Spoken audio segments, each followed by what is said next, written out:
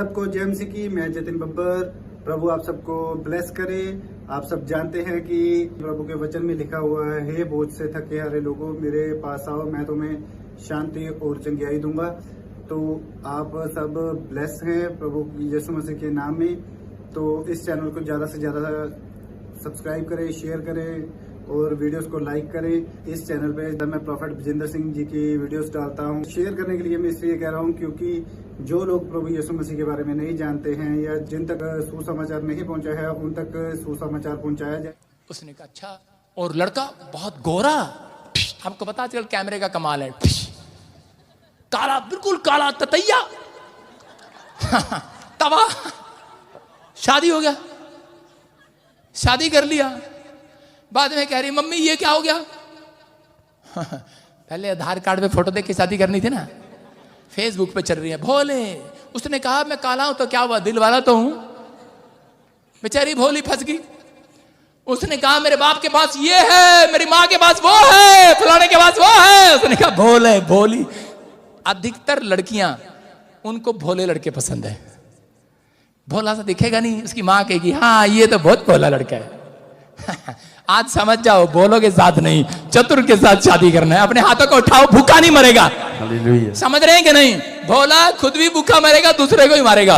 अपने पति को देख लो, चेक कर लो बराबर में, भोला तो नहीं है।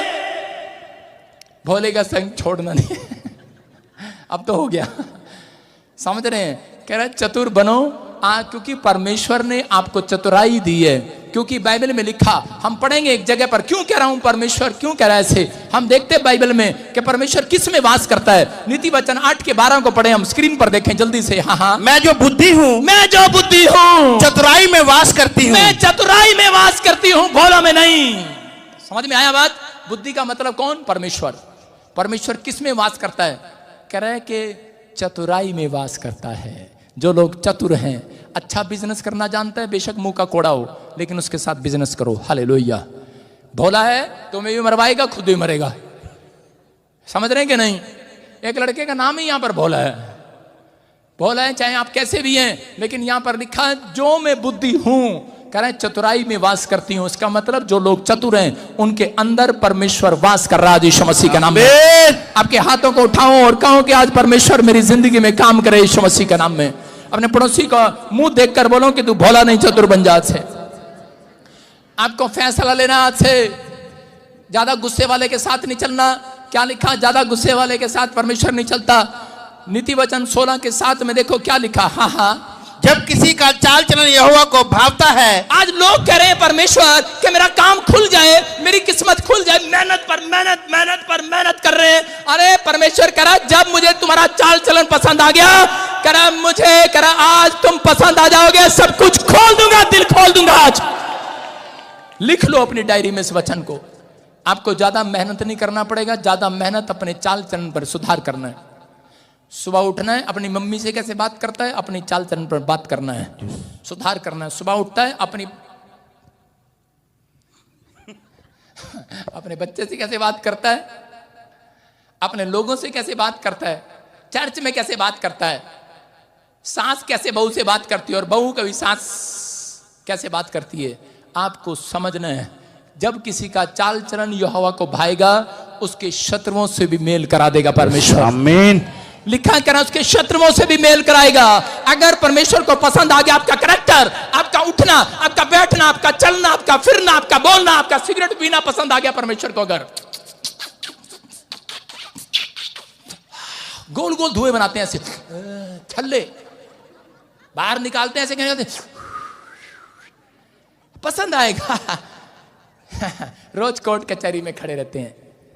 आपका चाल चलन पसंद आएगा। ड्रिंक करते हैं, शाम को पत्नी बोलती है तो ज्यादा नहीं पीता, थोड़ी पीता, सामने वाला तो बेवड़ा है, तेरा बेवड़ा नहीं है, तेरा तो एक पैक पीता है।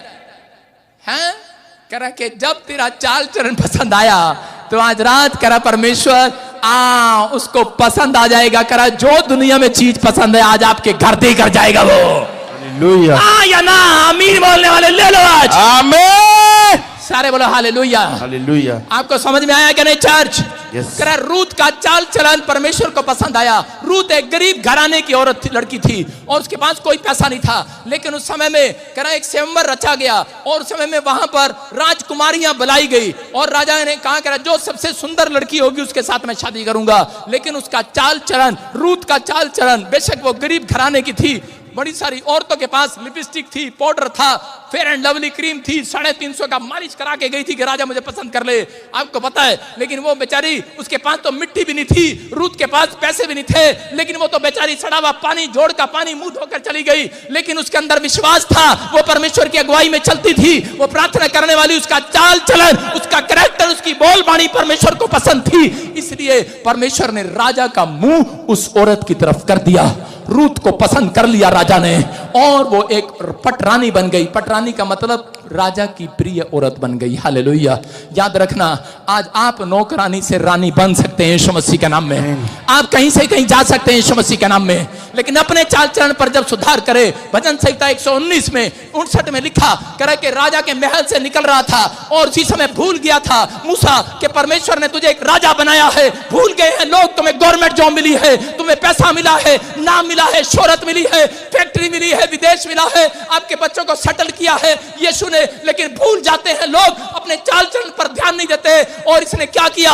इसने किसी के सिर में ईंट मार दिया है और वो मर गया है, लेकिन इसका कैरेक्टर परमेश्वर ने देख लिया है। मूसा के लाइफ में हंसती खेलती जिंदगी में स्पीड ब्रेकर लग गया है। हो सकता है यहां पर कोई बैठा हो, आपका बिजनेस बड़ा अच्छा चल रहा हो, लेकिन 2 महीने से स्पीड ब्रेकर लगा हो सकता है आपके बैंक में पैसे थे लेकिन आज नहीं है। आज लोग कहते हैं कि हमारे पास, दादे परदादों के पास मकान था, घर था, गाड़ियां थी, सब बिक गया है, स्पीड ब्रेकर लग गया है। इसका मतलब परमेश्वर आपके घर पर स्पीड ब्रेकर क्यों आने देता है? कई बार जानबूझ कर आने देता है परमेश्वर। वो स्पीड ब्रेकर जानबूझ कर आने देता है।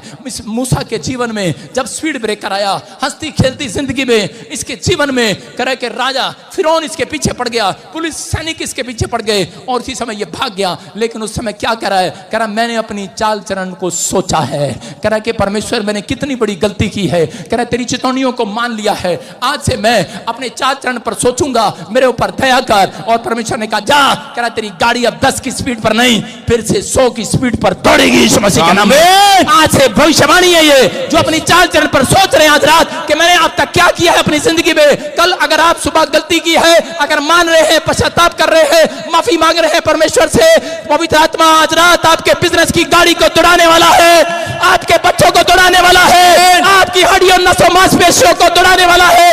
आप फिर से वही जवान हो जाएंगे, याद रखना। आमीन। आप फिर से आशीषित हो जाएंगे। चर्च आमीन बोलने वाले आज, आमीन, आज हालेलुया बोलने वाले, आमीन। आपकी गाड़ी रुकेगी नहीं,